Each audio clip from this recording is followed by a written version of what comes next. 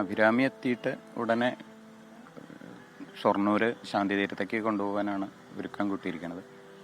ഏതാണ്ട് ഒരു 4 മണിക്ക് ശേഷം എടുക്കുന്നതാണ് കരുതുന്നത്. ഒരു വർഷം മുൻപാണ് ഇവിടുന്ന് പോകുന്നതല്ലേ?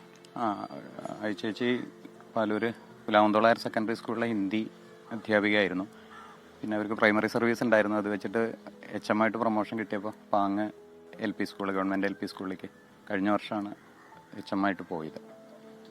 പിന്നെ യാത്രയെ പറ്റിയൊക്കെ പറഞ്ഞിരുന്നോ?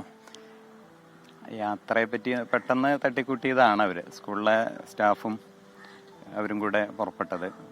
വെക്കേഷനറി യാത്ര വേണമെന്നൊക്കെ ആലോചിച്ചിരുന്നു. അപ്പോൾ പിന്നെ അവർക്ക് ഒരുപാട് തിരക്കുകൾ ഇവിടെ ഉണ്ട്. കുട്ടികൾ അവധി ആയിട്ട് വരും, വീട്ടിലെ തിരക്കുകൾ, അമ്മ സുഖമില്ലാണ്ടിരിക്കുകയാണ്. അതിൻ്റെ ഇടയിലും ഒക്കെ സ്റ്റാഫിൻ്റെ കൂടെ നിൽക്കുക, അവരെ കൂടെ നിൽക്കുക എന്നുള്ള നിലയ്ക്കാണ് അവരതിന് പുറപ്പെട്ടത്. രാവിലെ ഇവിടുന്ന് ഒരു 4 മണി കഴിഞ്ഞപ്പോൾ ഇറങ്ങിയതാണ് പ്രഭാതത്തിൽ. അപ്പോൾ അത്രയും സന്തോഷമായിട്ട് പോകുന്നൊരു അവസ്ഥയിൽ നിന്ന് പെട്ടെന്ന് TV-യിൽ വാർത്ത വരുമ്പോഴൊക്കെ ഇവരായിരിക്കില്ല എന്ന് ആദ്യം കരുതി. പിന്നെ ഇവിടുന്ന് പറയുമ്പോൾ ഈ വണ്ടിയാവോ അത് ആണെന്ന് അറിഞ്ഞപ്പോഴും അതെ, ആരൊക്കെ എന്തൊക്കെ ഇത്രയും വലിയൊരു ദുരന്തത്തിലേക്ക് ഇങ്ങനെ ചെന്ന് ചാടും എന്നുള്ളൊരു പ്രതീക്ഷ ഒരു നിലയ്ക്കും വീട്ടുകാർക്ക് എന്നല്ല നാട്ടിലെ ആർക്കും അതുകൊണ്ട് ഉൾക്കൊള്ളാൻ ഇതുവരെ കഴിഞ്ഞിട്ടില്ല എന്നുള്ളതാണ്. അത്രയും ഒരു വല്ലാത്തൊരു ഷോക്കിലാണ് നാട് മുഴുവൻ നിൽക്കണത്. പിന്നെ ഇവര് ഐത ടീച്ചർ എന്ന് പറഞ്ഞാൽ ഏലംകുളം കുന്നക്കാവ് ഹയർ സെക്കൻഡറി സ്കൂളിലെ ഹിന്ദി അധ്യാപികയായിട്ടായിരുന്നു. അതിന് ശേഷമാണ് നമ്മുടെ നാട്ടിൽ വീടിൻ്റെ അവിടുന്ന് ഒരു 1/2 കിലോമീറ്റർ അകലത്തുള്ള പുലാവന്തോള് ഗവൺമെൻറ് ഹയർ സെക്കൻഡറി സ്കൂളിലേക്ക് ട്രാൻസ്ഫറായിട്ട് വന്നിട്ട് ദീർഘമായിട്ടുള്ള ഒരു കാലം ഇവിടെ ഹൈസ്കൂൾ ഹിന്ദി അധ്യാപികയായിട്ട് വർക്ക് ചെയ്തിരുന്നു. ആ കാലത്ത് ഹിന്ദി വിഷയത്തിൻ്റെ മാത്രമല്ല സ്കൂളിൻ്റെ മൊത്തം നാട്ടുകാരിയായിട്ടുള്ളൊരു അധ്യാപിക എന്നുള്ള നിലയ്ക്ക് ഓരോ രക്ഷിതാവിനെയും ഓരോ കുട്ടിയും നേരിട്ട് പരിചയമുള്ള ആൾ.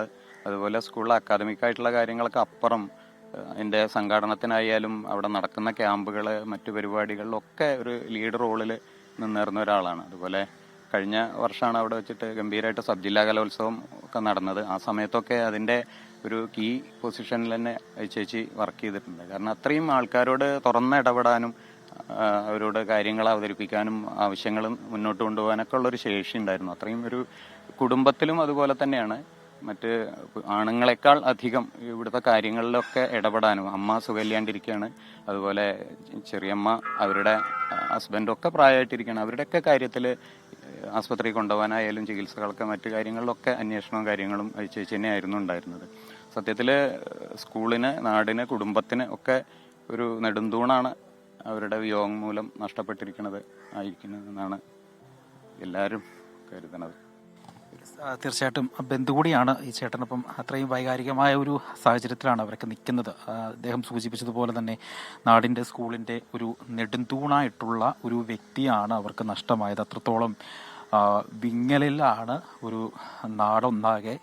GK.